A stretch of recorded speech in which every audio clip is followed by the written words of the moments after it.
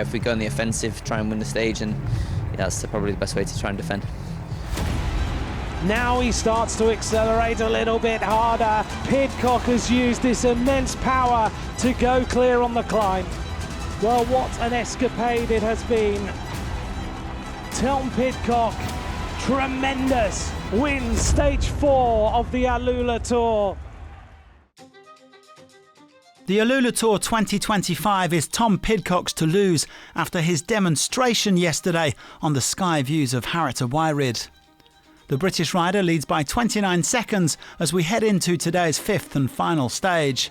But the wind is once again going to be a factor, and Pidcock is taking nothing for granted.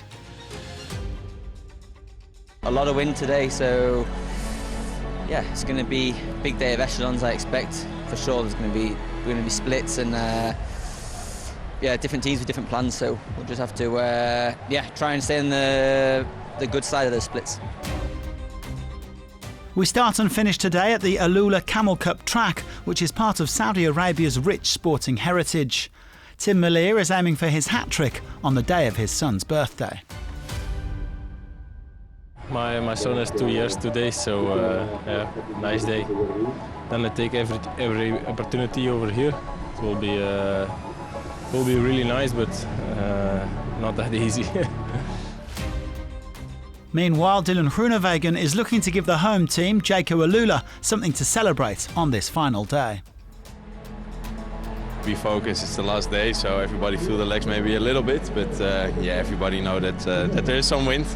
We will see what happens in the race. We have also our GC to defend, and then hopefully we have me in the final to sprint. Also from a small group maybe, but that's what we need to see in the final.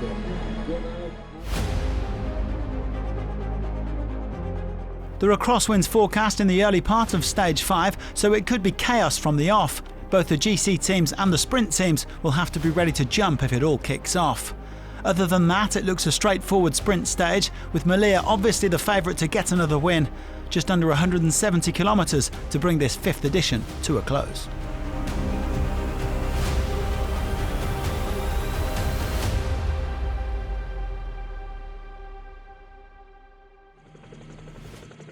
Well, today's breakaway only formed shortly before the live pictures began, with 4 men around a minute ahead of the peloton.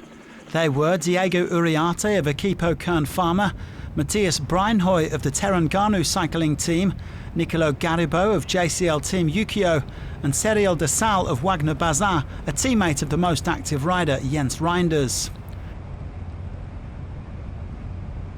And the reason they only got away relatively late in the stage is because there was absolute chaos at the start, sadly before the cameras started rolling. The race split in the crosswinds with a group of around 30 riders, including Pidcock and Malier, going clear. The riders in 2nd and 3rd overall, Rainer Keplinger and Alan Hatherley, were both caught out. But through the collective efforts of Bahrain Victorious, Jayco AlUla and others, it all came back together again. So, a fairly classic race situation, with the peloton keeping the breakaway close and wary of any more attacks in the wind. Well, not wanting to get caught out, Pidcock soon sent his team to the front of the bunch, Q36.5 apparently deciding that attack was the best form of defence. Well, Pidcock seems like he wants to take the race on rather than let any other team take advantage of his squad.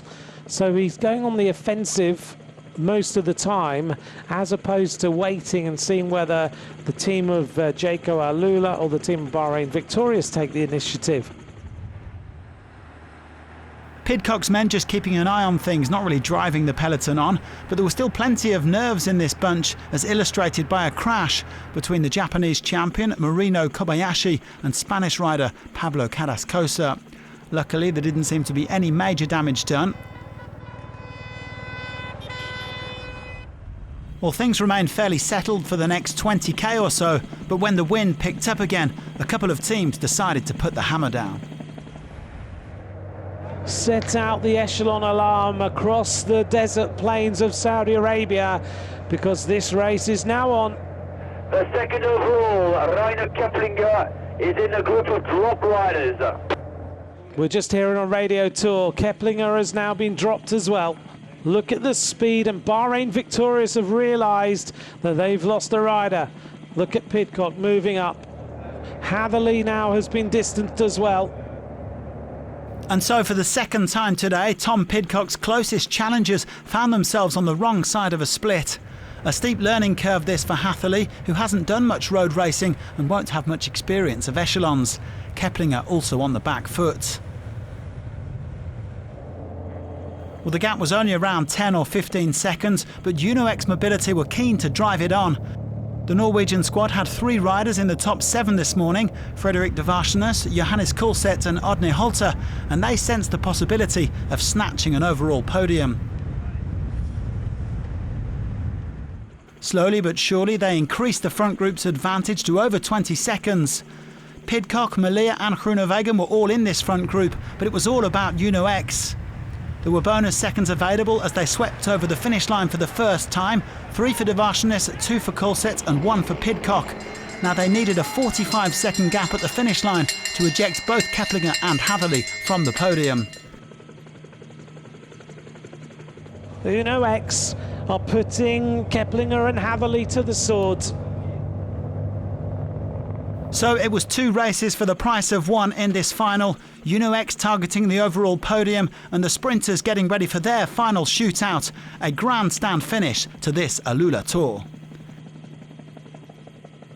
Here comes Milano, he's ready, Christoph is there as well, Milano hits the front, Groenewegen is there, Moschetti is there as well, look at Moschetti go, look at the flat out rider in Q36.5, it's gonna be a win for Moschetti, Matteo Moschetti of Q36.5 gives them the stage win, and Tom Pidcock wins the overall. What a finish to the AlUlaTour.